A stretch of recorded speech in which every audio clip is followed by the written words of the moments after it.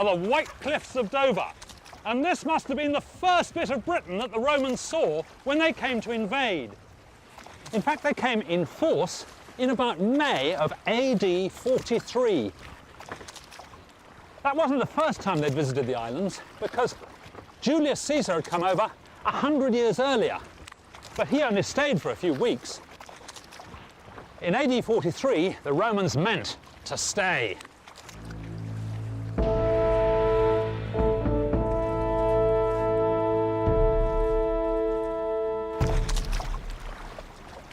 In this series, I'm going to see what the Romans brought with them and what they left behind when finally they went home 400 years later. Why did they come?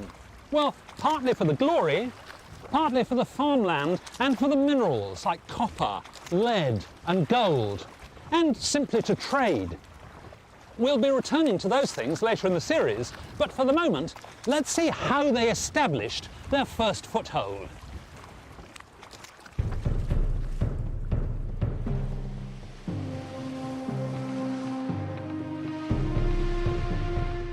"40,000 troops rode across the Channel after some delay. Terrified of what lay ahead, they'd nearly mutinied back in Boulogne and were brought into line only by a direct order from Emperor Claudius. When it came to ship design, the Romans borrowed heavily from the Greeks, as they did in many areas of technology. Their galleys had banks of rowers on each side, and they could also raise simple sails if the wind was in the right direction. They hadn't developed the single rudder, they used 2 steering oars, an idea that went back centuries. For the final stretch, they would have used smaller landing craft to get to the beaches of Kent. The first Roman fleet actually hit British soil about here, a few miles north of Deal. But in fact, the sea has receded a couple of miles in the last 2,000 years. So where they actually landed was here at Richborough, and at the top of the beach, to protect their supplies, they dug a ditch. This is the first scratch the Romans made on British soil.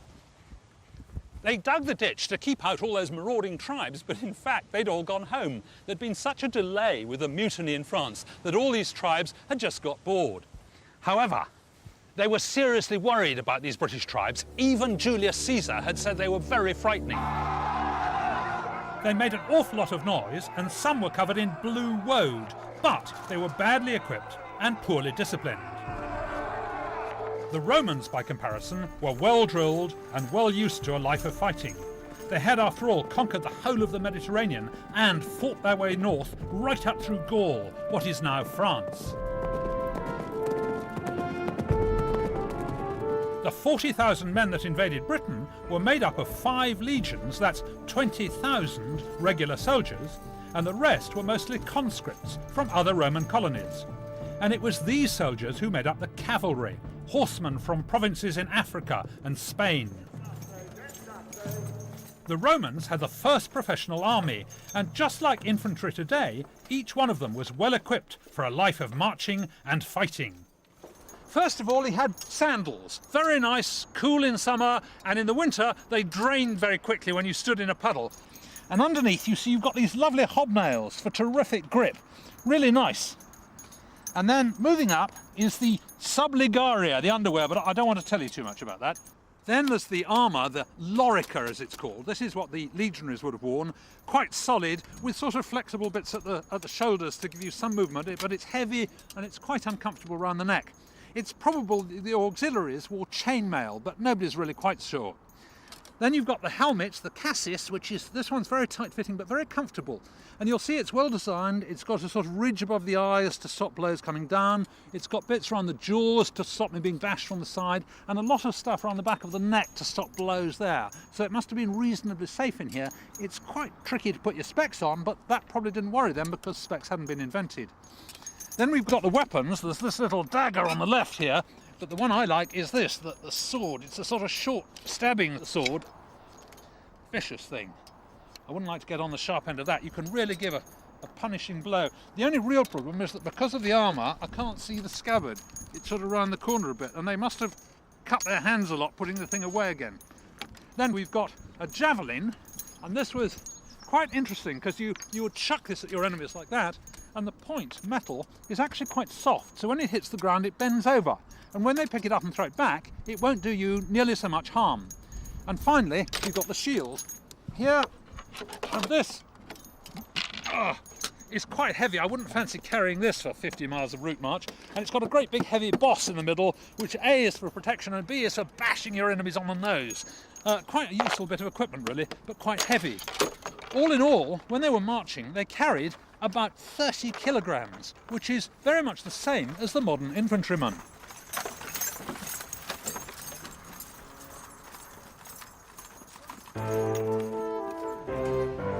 If on their own they looked fearsome, then in battle formation they must have been terrifying.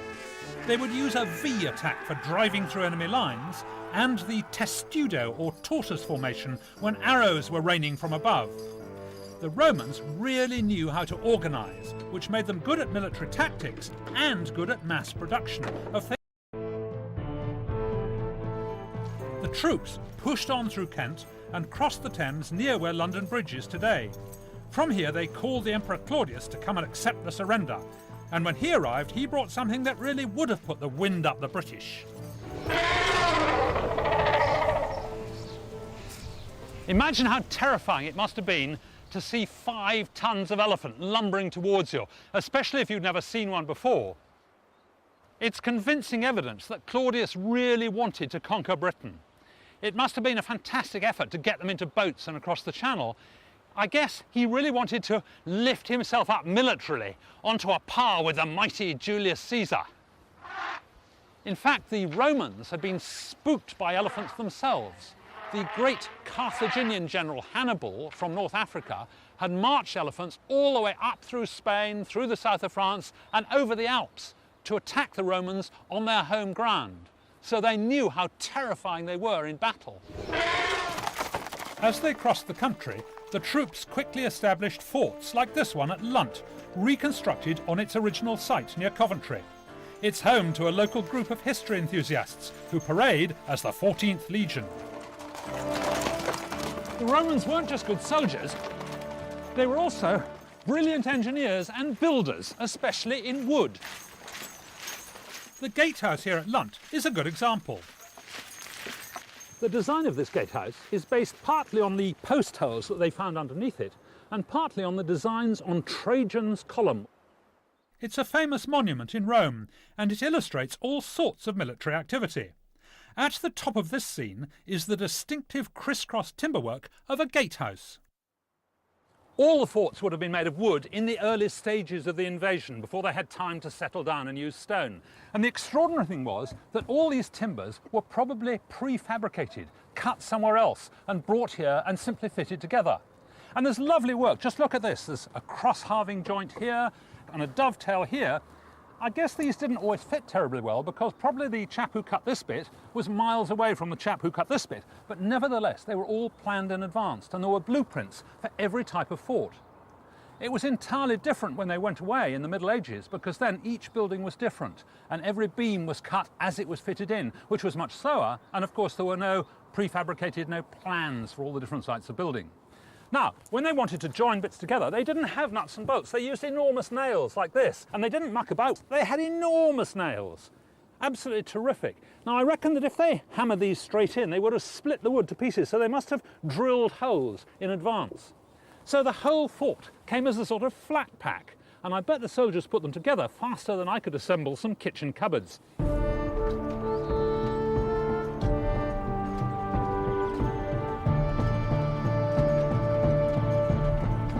This wasn't just any old fort, because in fact it became the horse training centre for the British colony. The Romans didn't bring all their horses with them, they used to pinch them from the neighbouring tribes. The Celts were very good at breeding them, but they didn't actually fight on them. They used to ride up to the battle, but then get off and fight on foot. So the Romans had to train the horses for use in battle, because they actually fought on horseback. And what they did was to ride them around and make loud noises and try and frighten them and wave spears in their faces.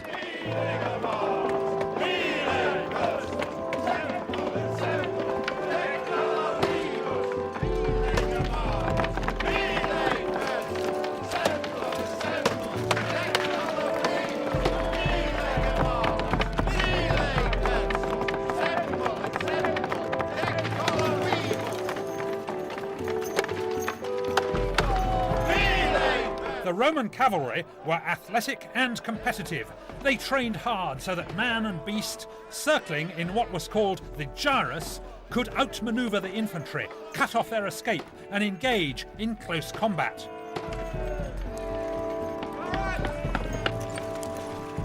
Alan Larson is a rider skilled in Roman cavalry techniques. Alan, that was fantastic. I mean, I've never seen such action. I'm very glad I wasn't one of the infantrymen down here. Forgive my mentioning, but you seem to have left your stirrups behind this morning. Adam, Roman cavalrymen did not have stirrups. Really? They hadn't been invented as yet, and it was to be some time yet before they were in use by the Roman cavalry. But frankly, the Roman cavalry don't seem to have missed them at all. Really? Because this highly developed saddle held them so firmly. Oh, you've got sort of lumps in front. Yep, the front and back arches Right. give me all the grip and hold I need to be able to carry out any manoeuvres. So you really don't fall out then? We have been known to fall off, but that's not the saddle's fault. Right. No. Well, I'm glad it's not me riding, because I'd fall off a whole lot quicker.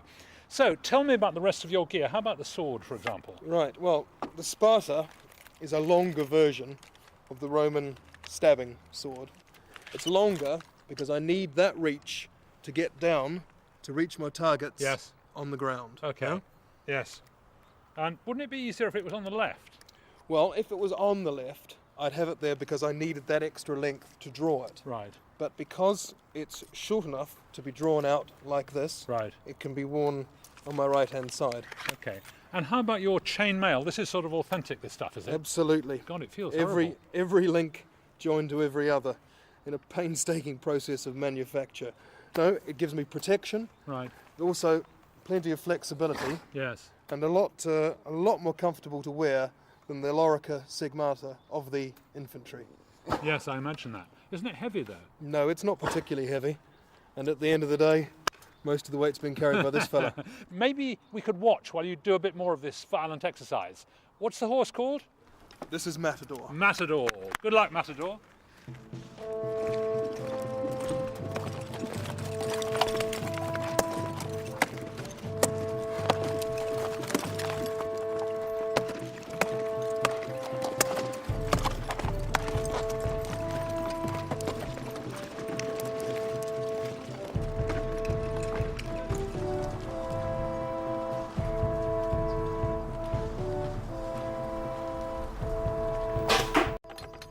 It was the artillery that ensured Roman success in many battles. Most of their weapons got their power from the torsion of twisted ropes. This is the onager, which means a wild ass, so called perhaps because of its kick.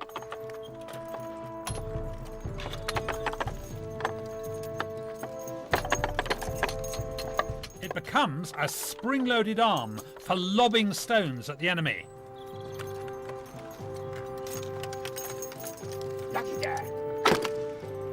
Frightening perhaps, but not as accurate as the more advanced ballista, which was like a large crossbow mounted on a stand.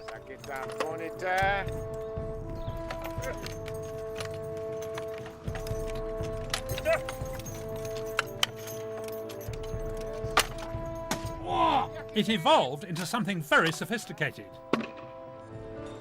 And this artillery became the deciding factor as the Roman troops continued their progress across the country.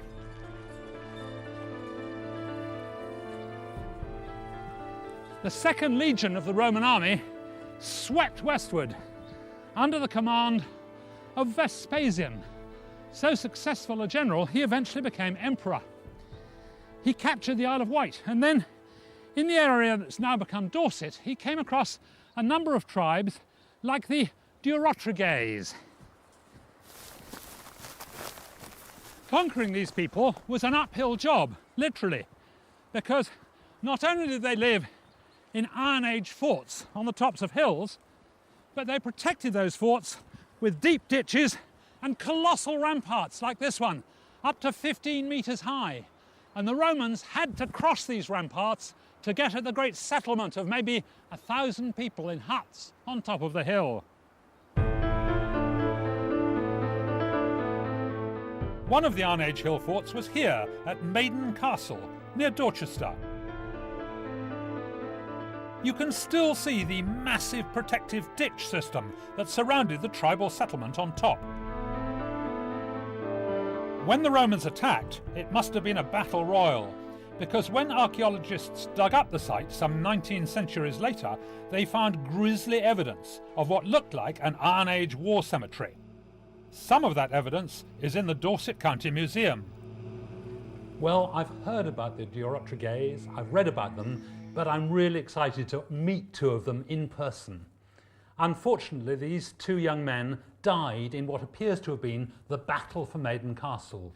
This chap, down near the bottom of his spine, roughly where his belly button would have been, he's stopped what looks like an arrow. It's come in through the front and lodged in his spine. It's the most terrible injury. It would certainly have killed him within a few minutes.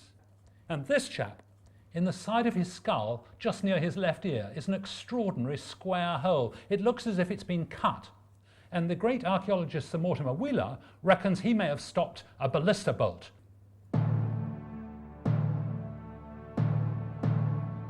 And Maiden Castle wasn't the only place where Roman artillery was decisive.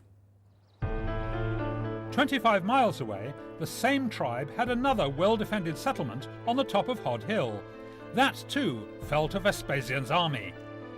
Now the Romans attacked up this, the southeast slope, and I reckon they must have built a siege tower just about where that fence is, a few yards down the hill, because they used their artillery from there to get right across these massive great ramparts, deep ditch, high walls, and attack the chieftain's hut, which was up there on the skyline, about 150 metres away.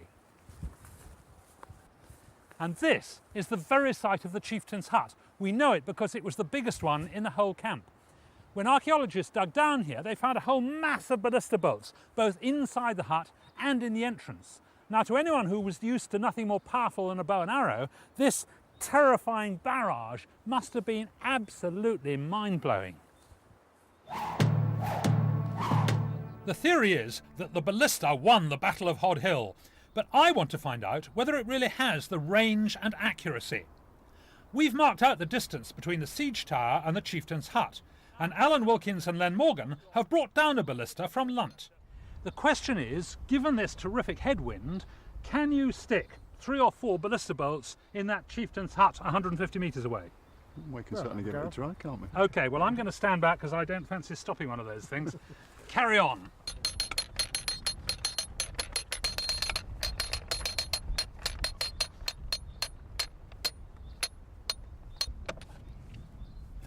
Yep. Try this for a ranging shot. Yakita! Wow. Where was it? It was just slightly to the left of centre, wasn't it? Yeah, dead on the target, but Did it hit or did it just go over? Well, I thought it went slightly over. slightly, Slightly over. Very slightly over So the down top. a smidge then. Yakita!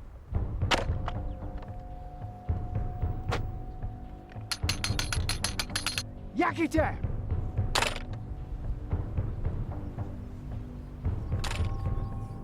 Right from the start, it's clear that the ballista has the range to cross the widest of Iron Age ramparts and ditches.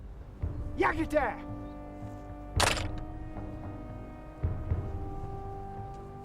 And after a few ranging shots, Len's aim is getting more and more accurate. Dead on Yeah! target! Hey, terrific! Fantastic, well done. Yeah, terrific. Well, that was fantastic shooting, Len. Look, one absolutely spot in the middle there, absolutely right in the middle. And there's a hole there. I reckon there was another one very close to the centre. In fact, you can see it The bolt's right through there. there. And there was one that ricocheted off the top and must be just a little way behind somewhere. And then we've got 3 more, 1, 2, 3 more right here. So that if this was the door of the chieftain's hut, he'd be pretty terrified, and I would have thought he'd have surrendered the camp quite quickly, really. I wouldn't want to have these things coming crashing in. Now, there's a bit of a problem with this machine they've been using, the Scorpion. It takes about 20 seconds to reload. You can only fire about 3 bolts a minute. But amazingly, there is an account in the ancient literature of a machine that repeated, that fired like a repeating ballista. The Roman troops didn't really need the repeating ballista to conquer Britain. their standard weaponry and military tactics were enough. Within 20 years of their arrival, there seemed to be no way of stopping Britain from becoming part of the largest empire in the world. Once the Romans had established their new colony in Britain, they needed to be able to bring in more troops and supplies, and so the port of Dover became a major gateway, as it still is. By day, it was easy to find from the sea because of those huge white cliffs on both sides of the harbour, but at night it was more difficult. So in order to guide the ships in, they built 2 huge lighthouses, one on that headland and one here on top of the cliffs, and it's still here. This is the original Roman Pharos, now unfortunately hemmed in by these much more modern buildings. And you can see the top's fallen off and was replaced in the Middle Ages, but the bottom half is still Roman, and originally it was 25 metres high. A lookout on the top of the Pharos would have been well placed to check on the Roman fleet out there in the Channel. It must have been fantastic at night, because they lit this great wood fire on the top of the Pharos. This wonderful beacon must have been visible from France, where more Roman soldiers are waiting, trembling with fear, and perhaps it gave them the idea that Britain wasn't quite such a frightening place as they'd been led to believe.